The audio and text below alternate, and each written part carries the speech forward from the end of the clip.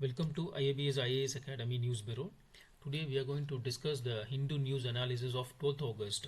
So the topics we are going to cover is SC verdict on SC means Supreme Court verdict on property rights, first COVID-19 vaccine, Hong Kong councils term and some editorials. Right now we shall move to the topic.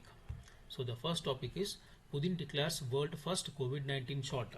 So Putin, Russian President Putin declared that Russia had become the first country to grant regulatory approval to the COVID-19 vaccine, and the vaccine called Sputnik 5.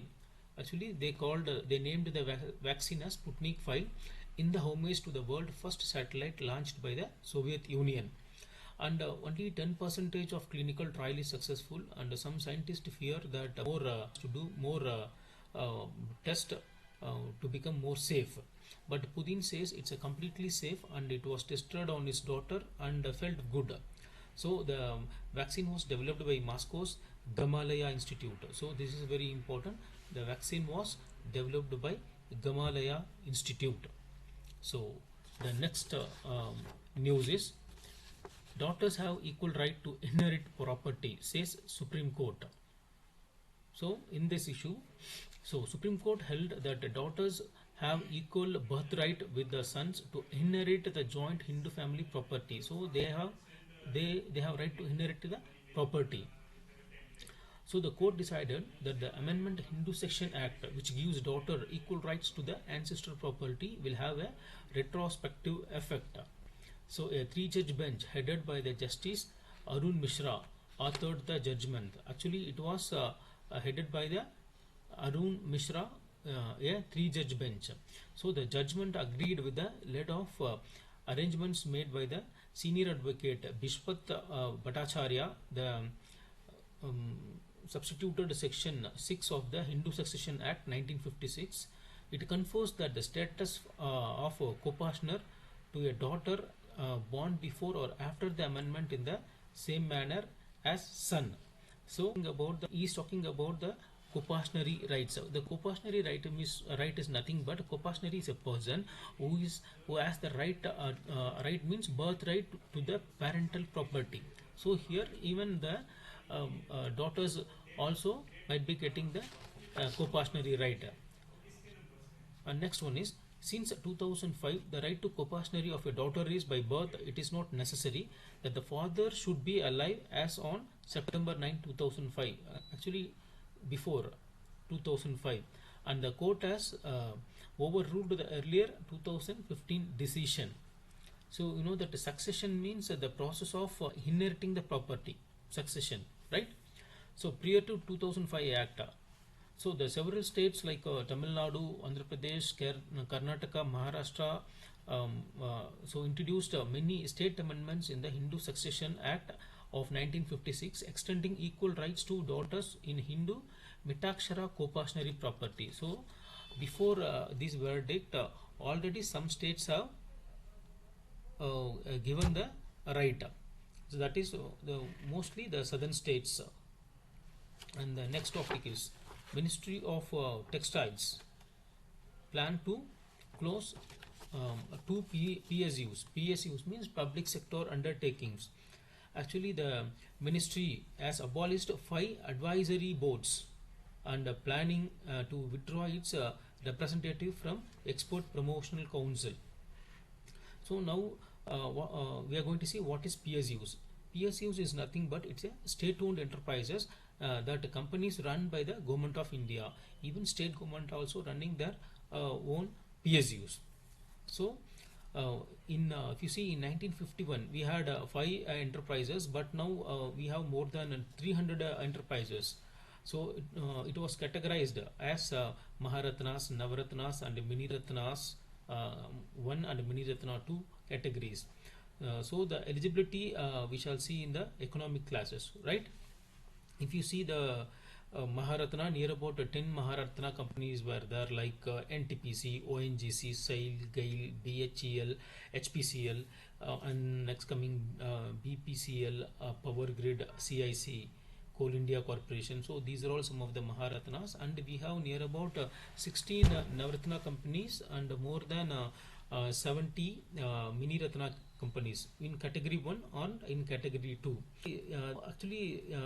The Ministry of Textiles decided to close the two PSUs, the British India Corporation and the next one is the Handicraft and Handloom Corporation of India have proposed to shut down.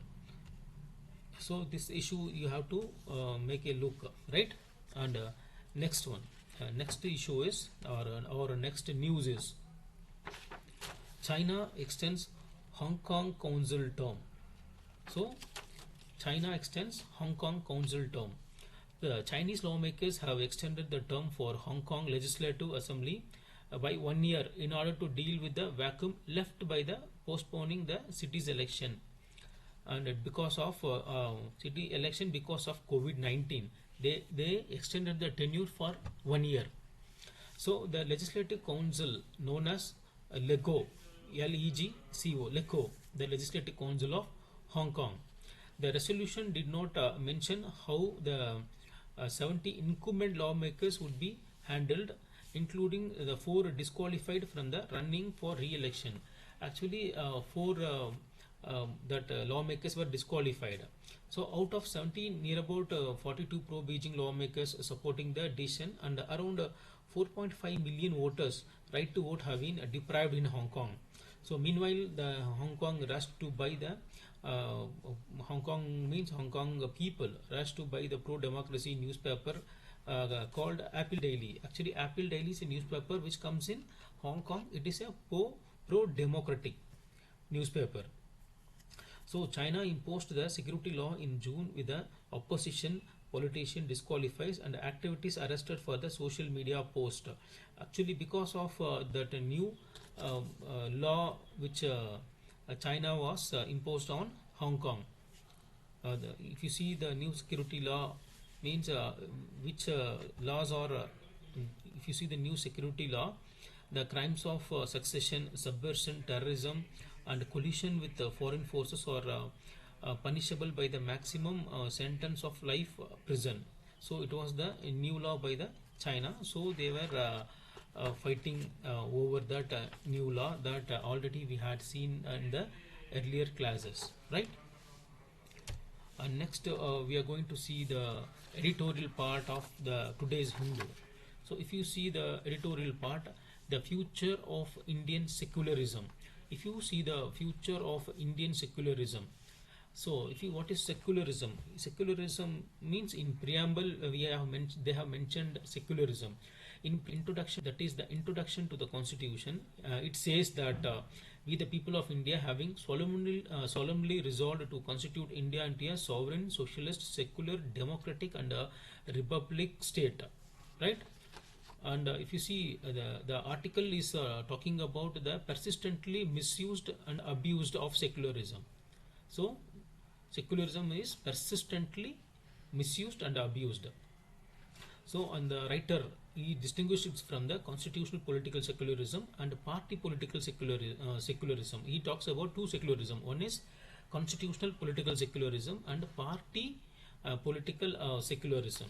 If you see the constitutional secularism, it was marked by the two futures. Firstly, the critical aspect of all religions. Unlike the other secularism, it is not anti-religion, but our secularism, it respects the all religion. If you see Dr. Ambedkar, he observed that every aspect of religion doctrine or practice cannot be respected.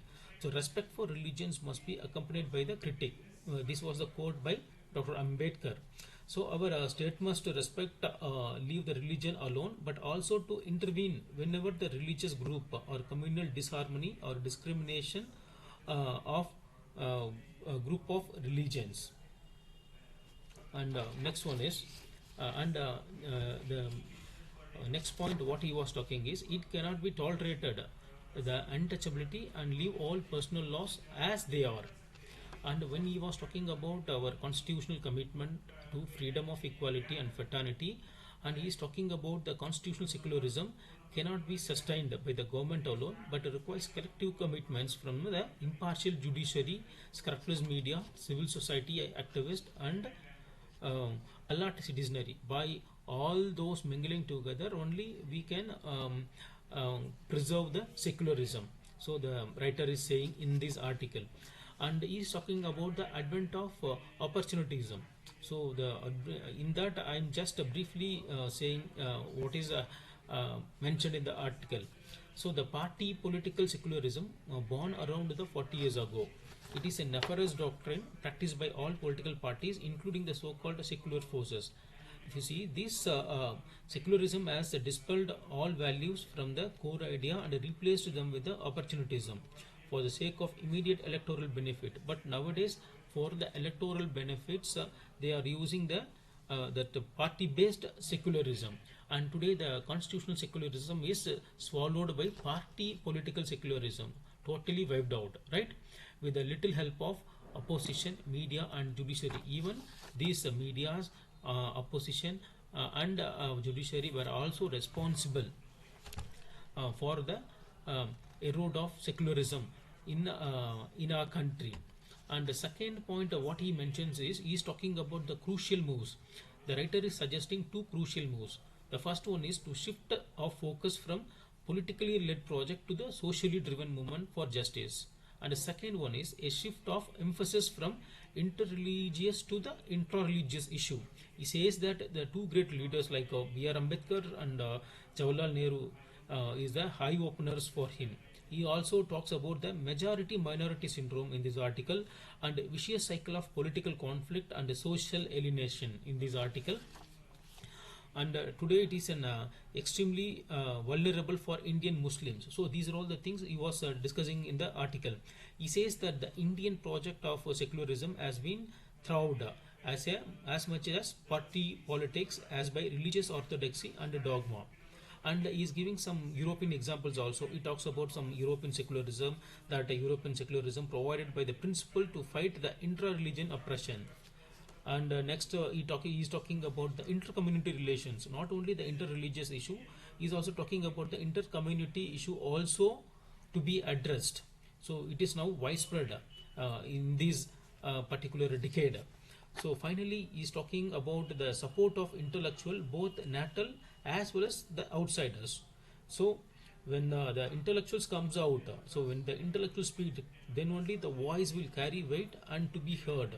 So these are all the important points which he highlighted in this article, right? So thank you.